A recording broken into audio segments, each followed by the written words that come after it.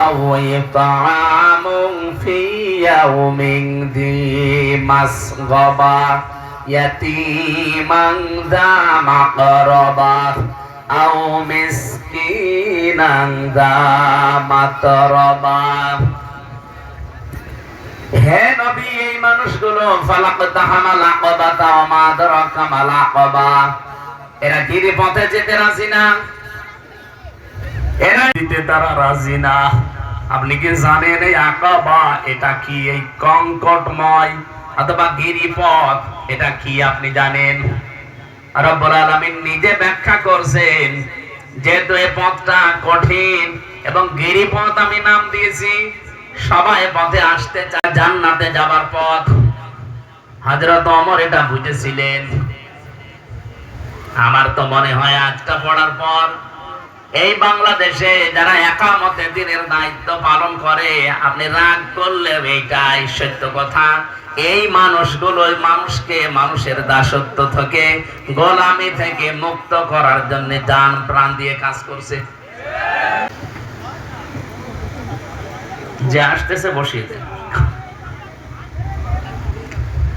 এই জন্য আমাদের মানব জীবনে আমরা যদি জান্নাতি সত্যি হতে চাই আর ভালো কাজ যদি আমরা অনুসন্ধান করি, তাহলে দাসত্ব মুক্ত করার জন্য মানুষের জীবনকে মানুষ যেন মানুষের গোলামি না করে, মানুষ যেন আল্লাহর গোলাম হয়ে বিদায় নিতে পারে, এই সংক্রান্ত কাজ কারবারে ইয়াতীমান দা মাকরাবা, নিকট আত্মীয়র ভেতরে যারা এতিম আছে, অসহায় আছে, এই মানুষগুলোর পাশে যারা গিয়ে দাঁড়ায়।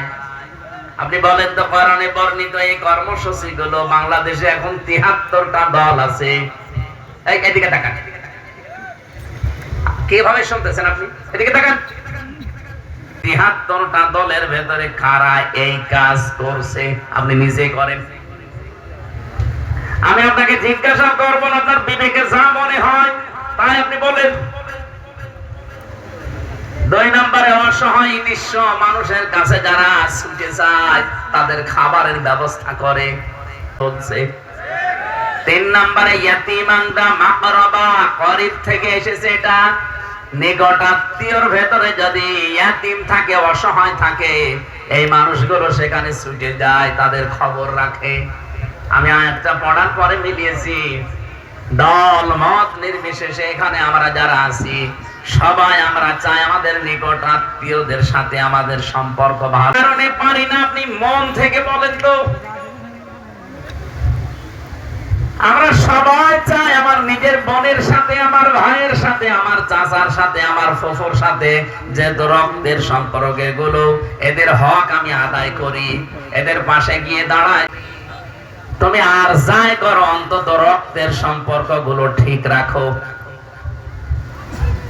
নবীজি বলেন, কোন স্ত্রী যদি চায় যে আমার স্বামী আরো বেশি দিন বেঁচে থাক, আমার স্বামীর সম্মান, আমার স্বামীর সম্পদ, মর্যাদা আরো বেড়ে যাক, সে যেন মাঝে মাঝে স্বামীকে বারবার আদেশ দেয়, স্বামী যাই করো অন্তত রক্তের সম্পর্ক এগুলো ঠিক রাখো, এদের হক আদায় করে চলো যতটুকু পারো।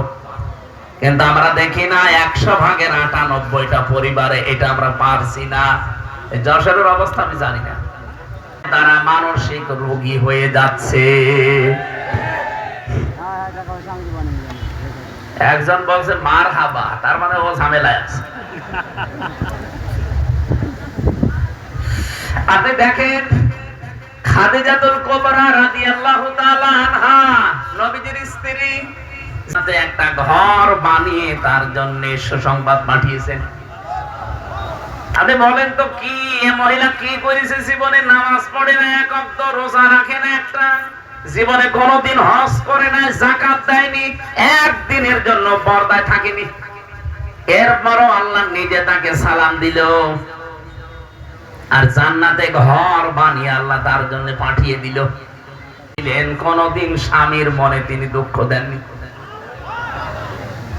এখানে আমি সহ যারা স্বামী বসে আছে, এদিকে তাকান, যত স্বামী আমার দুলা ভাই সহ বলছে, যত স্বামী আমরা বসে আছি, আল্লাহর দিকে তাকিয়ে বলতে পারবেন জীবনে একদিনের জন্য আমার বউ আমাকে কষ্ট দেয়নি? হাত তোলে তো দেখি।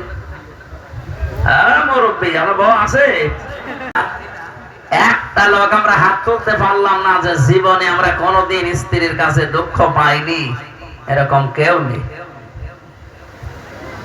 অথচ খাদিজাকে সালাম দিয়েছে আল্লাহ, জান্নাতে ঘর বানিয়ে পাঠিয়েছে একটা কারণে, তিনি তো নামাজ পড়তে পারেননি, রোজা রাখেননি, একদিন পর্দায় থাকেননি, কারণ এই বিধানগুলো নাজিল হয়েছিল সত্তার মরে যাওয়ার পর, ইন্তেকালের পর।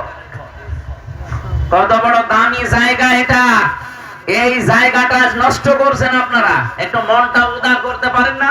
এই সপ্তাহে অন্তত কোরআনে হাদিসের 2টা করে বৈঠক করা হয়, সপ্তাহে 2টা না হলেও 1টা করে করা হয়, ওই পরিবারটা এভাবে গড়ে ওঠে।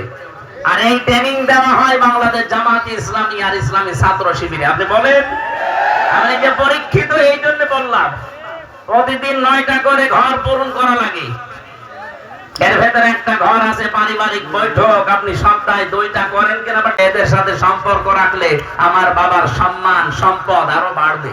সুবহানাল্লাহ বলতে পারেন না?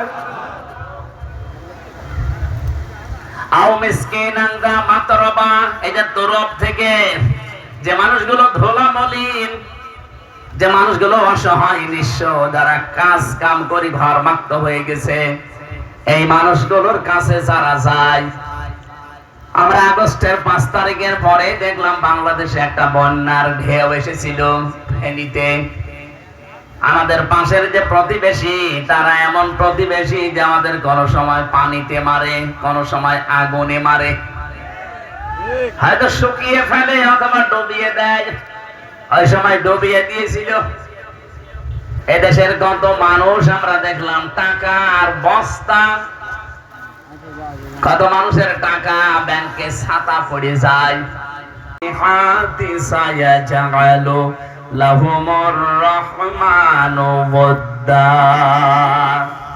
নিশ্চয় যারা ঈমান আনার পরে ভালো ভালো কাজে আঞ্জাম দেয়, এই যে ভালো কাজ থেকে আমি এ পর্যন্ত এসেছিলাম।